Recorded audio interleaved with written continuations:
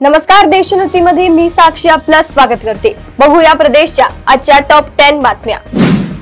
Social मीडियावरील reel star असलेल्या महिलेने प्रियकराची हत्या केल्याचा धक्कादायक प्रकार पुण्यात उघडकीस आलाय। प्रेम संबंधातील वादाने टोक गाठल्यामुळे मावळ तालुक्यातील इंदोरी गावात हे धक्कादायक प्रकार उघडकीस आल्याची माहिती आहे।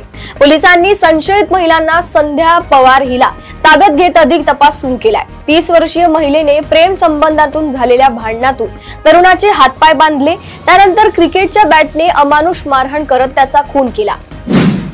पालक लग्न समारंभासाठी बाहेर गावी गेल्याचा गैरफायदा घेत एका नातेवाईकाने 13 वर्षीय अल्पवयीन मुलीवर बलात्कार केला व त्यातून ती गर्भवती राहिल्याची धक्कादायक घटना संगमनेर येथे उघडकीस आली आहे।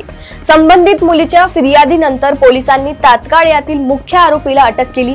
अटक केलेल्या आरोपीला संगमनेरच्या जिल्हा व अतिरिक्त सत्र न्यायालयाने 20 जून पर्यंत पोलीस कोठडी सुनावली आहे।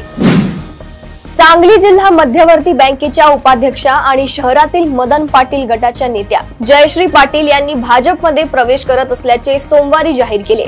यावेळी पालकमंत्री चंद्रकांत पाटील यांनी भाजपामध्ये त्यांचा मानसन्मान राखला जाईल असे सांगत वसंतदादा घराण्यातील व्यक्ती भाजपमध्ये आल्याने जिल्ह्यातच नव्हे तर राज्याच्या राजकारणावर परिणाम होईल असे सांगितले।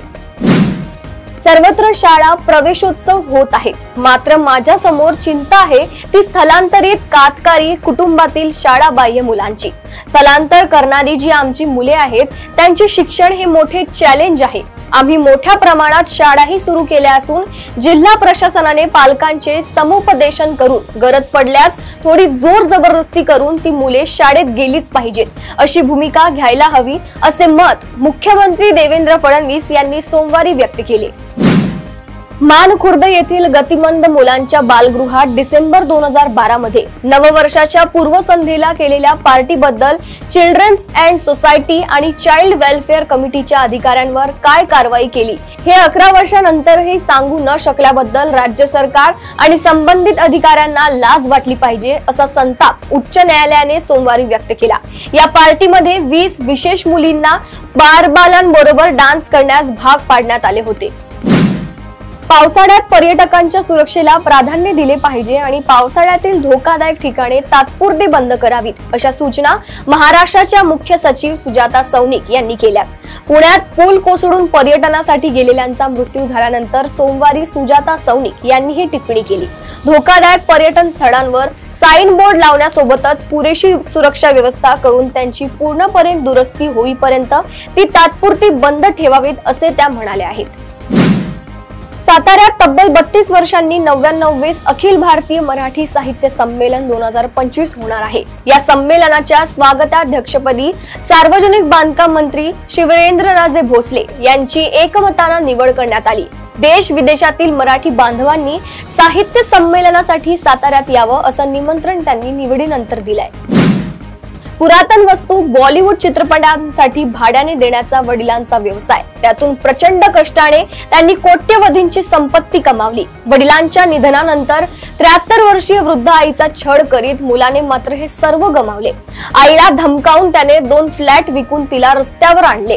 म्हातारपणी सांभाळ न करता मानसिक शारीरिक त्रास देणाऱ्या या मुलाविरुद्ध विविध कलमांतर्गत खार पोलीस ठाण्यात गुन्हा दाखल करण्यात आलाय। महायुतीमधीलच एका आमदाराने लाडकी बहीण योजनेबाबत केलेल्या विधानामुळे नवी चर्चा रंगली आहे। मुख्यमंत्री माझी लाडकी बहीण योजना चांगली आहे, पण योजनेमुळे आदिवासीचं नुकसान झालं अशी प्रतिक्रिया महायुतीमधील शिवसेना शिंदे गटाचे आमदार आमशा पाडवी यांनी दिली आहे। आदिवासी विभागाचा निधी दिला जाऊ नये यासाठी पत्र दिलं आहे असंही पाडवी यांनी म्हटलंय। एवढंच नव्हे तर बहिणींसाठी आमचे पैसे जात असतील तर अधिवेशनात विषय मांडू असं मोठं विधानही पाडवी यांनी केलंय। पुणे जिल्ह्यातील इंद्रायणी नदीवरील कुंडमळा येथील इंद्रायणी नदीवरील पूल कोसळल्याची घटना रविवारी दुपारी घडली। त्यात 4 लोकांचा मृत्यू झाला होता, तसेच 40 ते 45 पर्यटक नदीच्या प्रवाहात वाहून गेले होते। या दुर्घटनेनंतर पुणे जिल्हाधिकाऱ्यांनी मोठा निर्णय घेतलाय। पुणे जिल्ह्यातील गावे आणि वाड्यांना जोडणारे लहान पूल तोडण्याचा निर्णय जिल्हा प्रशासनाने जाहीर केलाय। तसेच यापूर्वी वेगवेगळ्या सरकारी यंत्रणेने केलेल्या ऑडिटचा अहवाल तातडीने सादर करण्याचे आदेश जिल्हाधिकारी जितेंद्र गुड्डे यांनी दिले आहेत। प्रदेशातील अशाच टॉप 10 बातम्या जाणून घेण्यासाठी बघत रहा देशोन्नती. नमस्कार.